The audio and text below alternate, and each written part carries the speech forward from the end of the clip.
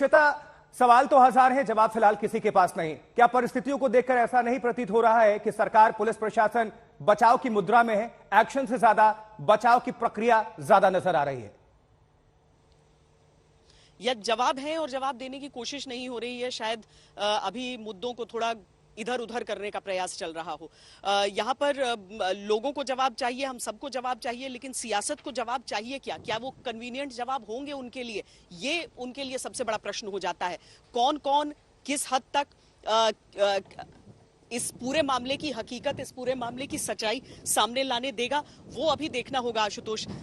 देखिए, ये जो रिहायशी इलाका हम आपको बता रहे हैं, आपको पीछे पूरा दिखेगा, वो घर हैं। अधिकतर लोग छोड़ चुके हैं, लेकिन कुछ लोग जो हैं अब अपनी बालकनी में आकर ये देख रहे हैं कि अच्छा कैमरा टीम है। तो वरना लोगों को भरोसा नहीं, विश्वास नहीं होता है कि वो सुरक्षित रह सकते हैं, और वो भी कुछ ही देर में भीतर की ओर चले गए। पानी को जलता हुआ आपने देखा नहीं होगा, यहाँ पर पानी की जलती हुई बोतलें आप देख सकते हैं। ये सारी की सारी यहाँ पर रखी हुई थी, ये भी जल चुकी हैं। और हर एक चीज, चाहे वो राख हो, कहीं पर उठता हुआ धुआं हो, या फिर जो घर हैं जहां पर इस समय लोग पूरी तरीके से खौफ में अपने घरों के भीतर हैं, वो सारे लोग उन सवालों के जवाब चाहते हैं जिन सवालों के जवाब दिए नहीं जा रहे हैं, जिन्हें पूरी तरीके से खारिज कर दिया जा रहा है, टालने का प्रयास किया जा रहा है। कुछ इस हिसाब से कि चुनाव आ रहे हैं इसीलिए हो रहा है, कुछ इस हिसाब से कि अभी आप लोग गलत समझ रहे हैं, कुछ आगे चलकर पता चलेगा। लेकिन जब तक एक टाइम बाउंड जांच नहीं होगी, जब तक टाइम बाउंड एक नतीजा नहीं निकलेगा, तब तक इस तरह की चीजों से कौन महफूज रहेगा? इसका आश्वासन कौन देगा? बिल्कुल, ये सुलगते सवाल हैं श्वेता। साथ ही ये भी, इसलिए भी सवाल थोड़े और गहरे हो जाते हैं कि एक बार होता है तो समझ में आया कि ठीक है, पुलिस को समझने में टाइम लग गया, वक्त लग गया, लेकिन एक घटना होती है, उसके बाद अगले दिन फिर घटना, तीसरे दिन भी ये घटना, फिर तो ये इंटेलिजेंस का फेल्योर ही माना जाएगा। पुलिस प्रशासन, डीएम, एसपी, इतना प्रशासनिक अमला, पूरी सरकार, इस पर तो सवाल उठते ही। लोग अगर सवाल उठा रहे हैं और विपक्ष अगर सवाल खड़े कर रहा है, फिर उस पर सवाल खड़े करना वो कहां तक सही है?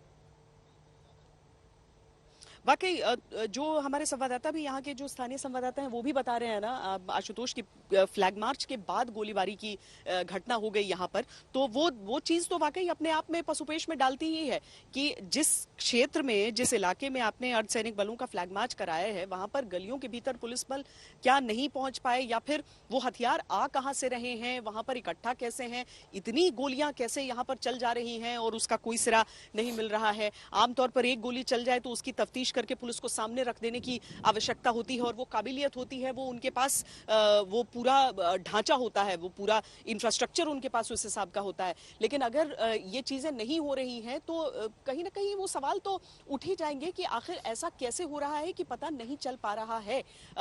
चाहे वो सासाराम हो, चाहे फिर यहाँ नालंदा में बिहार शरीफ, ये सारे इलाके, देखिए ये बिहार शरीफ को भी ऐसे समझिए, नालंदा का जो क्षेत्र है, जो कि गृह जिला है नीतीश कुमार का, वहां पर चाहे राजगीर हो गया, नालंदा शहर हो गया, ये बिहार शरीफ हो गया, बहुत ऐतिहासिक शहर है, सिलाओ है, ये सारे जो क्षेत्र हैं, और इन सब की जो संरचना भी आप समझिए रोहित, ये पॉलिटिकली जिस तरह की लड़ाई इस समय मची हुई है बिहार में, क्या उतनी ही शिद्दत से जांच भी हो रही है? देखिए, जांच क्या हो रही है इसको लेकर अभी भी मतलब कहीं ना कहीं अंधेरे में मीडिया को भी रखा जा रहा है, खुल के कोई सामने नहीं आ रहा है। हालांकि सिर्फ इतनी जानकारी दी जा रही है कि कुछ एफआईआर दर्ज किए गए हैं, 8-9 एफआईआर दर्ज किए गए हैं, 80 लोगों की गिरफ्तारियां की गई हैं। कौन है वो लोग, वाकई में दंगाई हैं या किसी को भी पकड़ के आपने डाल दिया है, इसके बारे में पूरी जानकारी नहीं है। लेकिन कहा जा रहा है कि जांच इस वक्त चल रही है, और जैसे जैसे और लोग जो भी गिरफ्तार होंगे तो और कुछ जानकारी दी जाएगी। तो अभी तक किस आश्वासन भी है कि टाइम बाउंड होगा?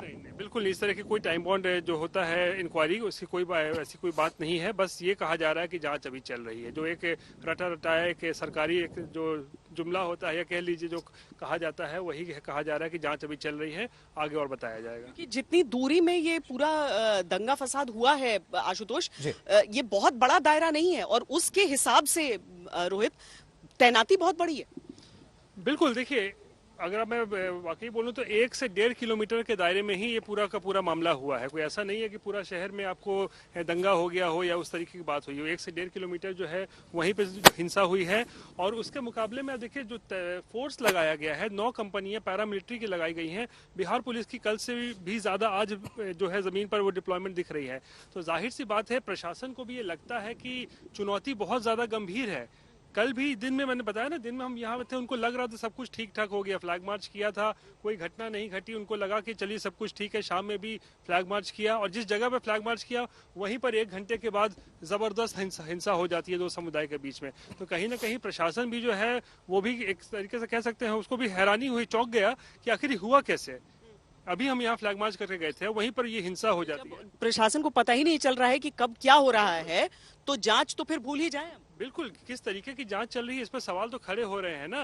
कि इधर उधर की बात की जा रही है, जो बताया जा रहा है, मुख्यमंत्री कहते हैं उनका गृह जिला है। गृह जिला में अगर जिला मुख्यालय जो कि बिहार शरीफ है 3 दिन से अगर सुलग रहा हो श्वेता, तो आप समझिए कि क्या हालात हैं। मुख्यमंत्री के गृह जिले क्या जिला मुख्यालय 3 दिन से सुलग रहा है, पैरामिलिट्री लगा दी गई है, पुलिस की इतनी जबरदस्त बंदोबस्ती की गई है, उसके बावजूद भी घटनाएं हो रही है। अब आज की रात जो है वो बहुत काफी भारी होने वाली है प्रशासन के लिए, क्योंकि कल जिस तरीके की घटना घटी है ना, उसके बाद आज प्रशासन के हाथ पांव जरूर फूले हुए होंगे कि आज कोई घटना ना घटे। आज की शाम, आज की रात अगर शांति से निकल जाए बिना किसी घटना के, तो बहुत बड़ी बात होगी श्वेता।